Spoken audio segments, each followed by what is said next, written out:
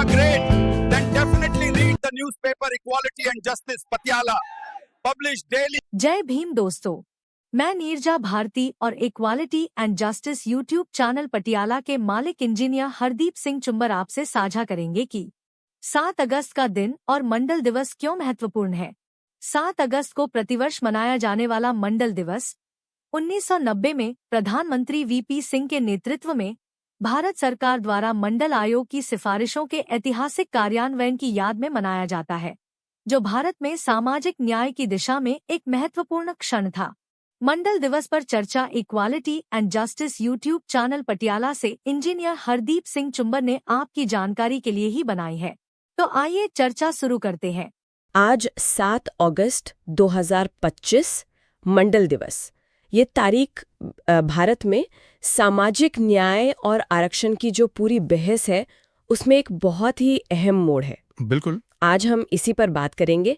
मंडल आयोग, उसकी सिफारिशें और भारतीय समाज और राजनीति पर उसका जो गहरा असर पड़ा है उस पर। जी। हमारे पास जो जानकारी है वो मंडल दिवस के मायने, आयोग कैसे बना, फिर लागू हुआ तो क्या विरोध हुआ, अदालती मामले और आज के समय में खासकर जो जाति आधारित जनगणना होने वाली है उसके संदर्भ में इसकी क्या प्रासंगिकता है, इस सब पर रोशनी डालती है। हाँ, ये सारे पहलू अहम हैं। तो इरादा यही है कि इस जानकारी को देखकर मंडल आयोग की विरासत और बराबरी के लिए जो कोशिशें चल रही हैं उसे समझें। तो चलिए शुरू करते हैं। आखिर ये मंडल आयोग था क्या और मतलब इसकी जरूरत क्यों पड़ी? बिल्कुल। देखिए, मंडल आयोग, जिसे हम दूसरा पिछड़ा वर्ग आयोग ही कहते हैं, वो 1 जनवरी 1979 को बना था। अच्छा, 79 में। हाँ, और बिहार के पूर्व मुख्यमंत्री थे बीपी मंडल, वो इसके अध्यक्ष थे। मुख्य काम था सामाजिक और शैक्षिक रूप से पिछड़े वर्गों यानी SC/BCs, जिन्हें हम आमतौर पर OBC कहते हैं, उनकी पहचान करना। किस लिए? मकसद था कि व्यवस्था में जो गहरी असमानताएं थीं उन्हें किसी तरह कम किया जा सके, उनकी स्थिति को समझा जा सके। और आयोग ने अपनी जांच में क्या पाया? मतलब उनकी सबसे अहम सिफारिश क्या थी जो सबसे ज्यादा चर्चित रही? जी, रिपोर्ट आई 1980 में।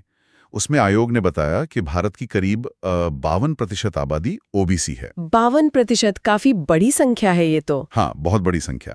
और इसी आधार पर उनकी सबसे अहम और चर्चित सिफारिश थी सरकारी नौकरियों और शिक्षण संस्थानों में OBC के लिए 27% आरक्षण। अच्छा, 27%। हाँ, और ये जो पहले से SC/ST के लिए 22.5% आरक्षण था, उसके अलावा था। ओके। और एक और जरूरी बात यह है कि ये सुप्रीम कोर्ट की जो 1963 के MR बालाजी केस में तय 50% आरक्षण की सीमा थी, उसके अंदर ही रखा गया था। तो एक संतुलन बनाने की कोशिश थी। लेकिन सिफारिशें शायद सिर्फ आरक्षण तक ही सीमित नहीं थीं। अक्सर ये वाला पहलू थोड़ा नजरअंदाज हो जाता है। आपने बिल्कुल सही पकड़ा। और यही देखिए शायद मंडल आयोग की सबसे बड़ी अनदेखी विरासत है। आरक्षण पर बहस इतनी ज्यादा हुई कि जो पिछड़ेपन के असली कारण थे, जैसे भूमिहीनता या छोटे कारीगरों की बुरी हालत, उनको सुधारने के लिए जो संरचनात्मक सुझाव थे, उन पर कभी गंभीरता से काम ही नहीं हुआ। अच्छा, जैसे आयोग ने भूमि सुधार की बात की थी, उत्पादन के तरीकों में बदलाव की बात की थी, पर वो सिफारिशें बस कागजों पर ही रह गई, असल में लागू नहीं हो पाई। और फिर जब 1990 में वीपी सिंह सरकार ने ये 27% आरक्षण लागू किया, तब क्या हुआ? देश में माहौल कैसा था? जाहिर है प्रतिक्रिया तो हुई होगी। हाँ, बिल्कुल। लागू होते ही देश भर में मतलब बड़े पैमाने पर विरोध प्रदर्शन शुरू हो गए, खासतौर पर सवर्ण जातियों के समूहों की तरफ से। बहस इस पर छिड़ गई कि योग्यता का क्या होगा, ये तो जाति के आधार पर समाज को और बांट देगा। हाँ, ये मेरिट वाली बहस तो हमेशा चलती है। बिल्कुल। और दुखद बात यह है कि कुछ छात्रों ने आत्मदाह जैसे कदम भी उठाए। उसमें दिल्ली यूनिवर्सिटी के छात्र राजीव गोस्वामी का मामला काफी सुर्खियों में रहा था। वो बहुत ही उथल-पुथल वाला दौर था। बहुत दुखद। तो इस पूरे विवाद के बाद मामला अदालत भी पहुंचा होगा, सुप्रीम कोर्ट? हाँ, पहुंचा। और 1992 में वो ऐतिहासिक फैसला आया, इंदिरा साहनी बनाम भारत संघ। हाँ, इंदिरा साहनी केस। जी। उसमें सुप्रीम कोर्ट ने 27% OBC आरक्षण को संवैधानिक रूप से वैध ठहरा दिया। अच्छा, तो कोर्ट ने मान लिया? हाँ, मान लिया। लेकिन साथ ही क्रीमी लेयर का सिद्धांत भी दिया। क्रीमी लेयर यानी OBC समुदाय के जो संपन्न लोग हैं, जो आर्थिक और सामाजिक रूप से बेहतर स्थिति में हैं, उन्हें आरक्षण के दायरे से बाहर रखा गया। और अदालत ने यह भी साफ किया कि कुल आरक्षण 50% से ज्यादा नहीं होना चाहिए, सिवाय पदोन्नति के मामलों के। ओके, तो एक तरह से संतुलन बनाने की कोशिश की कोर्ट ने। जी हाँ, एक तरह से नीति को कानूनी जामा पहनाया और संतुलन बनाने की कोशिश की। तो कोर्ट ने तो संतुलन बना दिया, लेकिन जमीनी हकीकत क्या रही? इतने साल हो गए, आज मंडल दिवस का क्या महत्व है? क्या वो उद्देश्य पूरे हुए जिनके लिए ये सब शुरू हुआ था? देखिए, मंडल दिवस आज भी सामाजिक न्याय की लड़ाई में एक मील का पत्थर तो माना ही जाता है।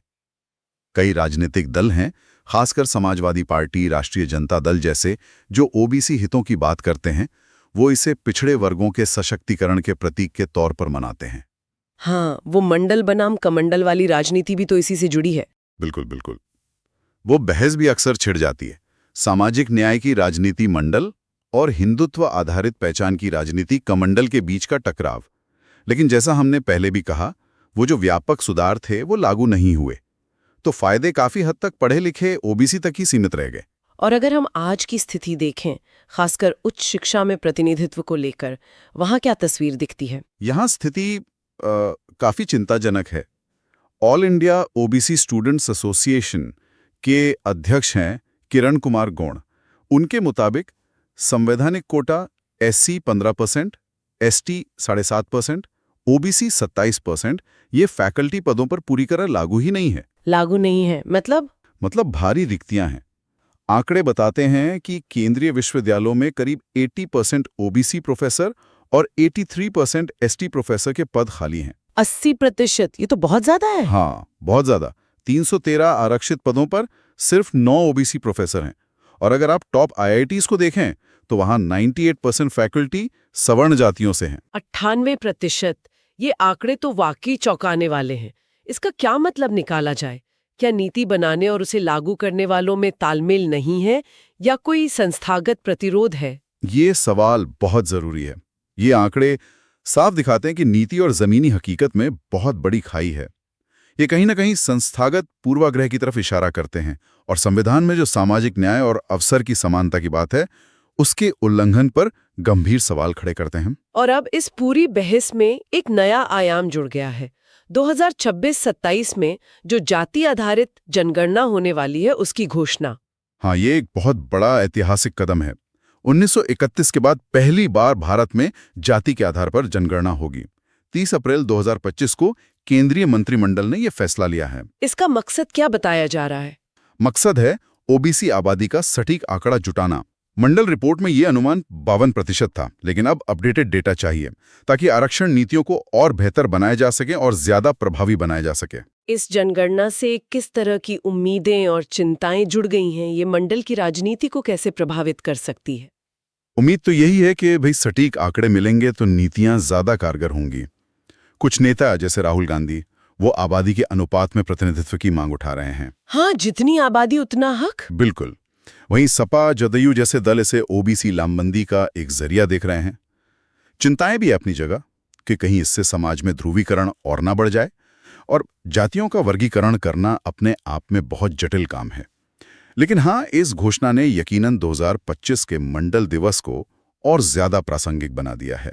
तो कुल मिलाकर बात यह है कि मंडल आयोग ने भारत में सामाजिक न्याय पर एक जरूरी बहस शुरू की, आरक्षण को एक नीतिगत हकीकत बनाया, लेकिन इसे लागू करने में चुनौतियां, खासकर उच्च शिक्षण में प्रतिनिधित्व की जो भारी कमी है, वो आज भी बनी हुई है। सही कहा। और अब ये जो आने वाली जाति जनगणना है, ये इस बहस को फिर से तेज कर रही है। इससे डेटा आधारित नीतियों की उम्मीद तो जगी है, पर राजनीतिकरण का खतरा भी साथ में है। बिल्कुल।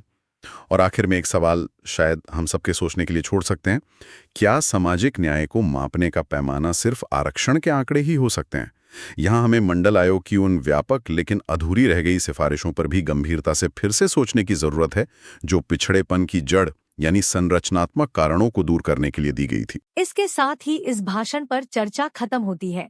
Equality and justice YouTube Channe Patiala से इंजीनियर हरदीप सिंह चुंबर और मैं नीरजा भारती आपसे इजाजत चाहते हैं।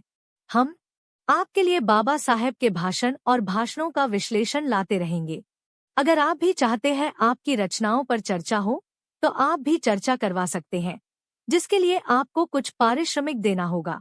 दोस्तों, आप देखते रहें, लाइक, शेयर, कमेंट और सब्सक्राइब करते रहें। हमें उम्मीद है कि आप हमेशा की तरह हमारा उत्साहवर्धन करते रहेंगे। यह आपका ही YouTube चैनल है इक्वालिटी एंड जस्टिस पटियाला और हमारा व्हाट्सएप नंबर है 9463601616। अब हम आपकी अनुमति चाहते हैं। धन्यवाद। दोस्तों, जय भीम, जय भारत, जय संविधान।